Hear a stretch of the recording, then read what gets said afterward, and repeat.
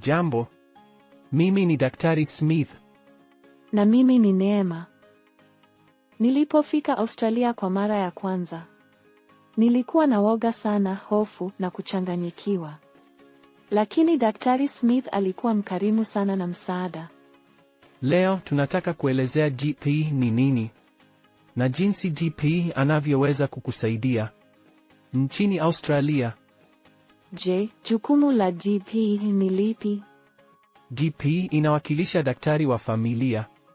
Sisi ni kama daktari wako wa kawaida, wa kukusaidia wewe na familia yako.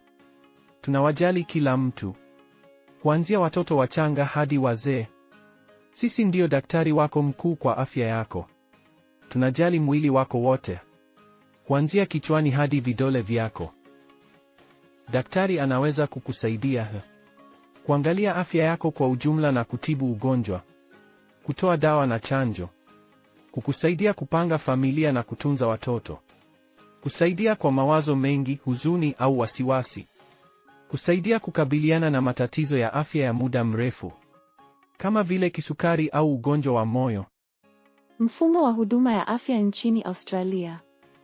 Mfumo wa afya nchini Australia unaweza kuwa tofauti na nchi zetu za nyumbani. Nchi zetu za nyumbani, tunaenda moja kwa moja kwenye duka la dawa, hospitali au mganga wa kienyeji. Wanatupa dawa mara moja. Nchini Australia, daktari wa familia ama GP wako ndiye daktari wako mkuu. Kwa kawaida wao ni daktari wa kwanza unayemwona unapojisikia mgonjwa. Wakati mwingine wanauliza maswali mengi au kufanya vipimo kabla ya kukupa dawa. Huko Australia, GP yuko katikati ya utunzaji wako. Wanakuunganisha na huduma zingine za afya na kuongoza utunzaji wako. Ikiwa unahitaji vipimo maalum, scans au upasuaji, daktari wako atakutuma kwa mtaalamu au hospitali inayofaa. Hii inaitwa rufaa.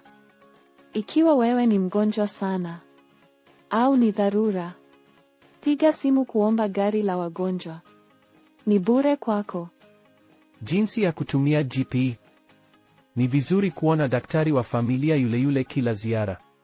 Wanajifunza kuhusu wewe na afya yako baada ya muda. Unaweza kuomba kuonana na daktari wa kiume au wa kike.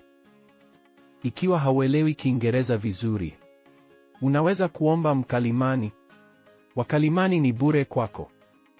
Ni sawa kuomba mkalimani. Na ni sawa kuuliza maswali kuhusu afya yako.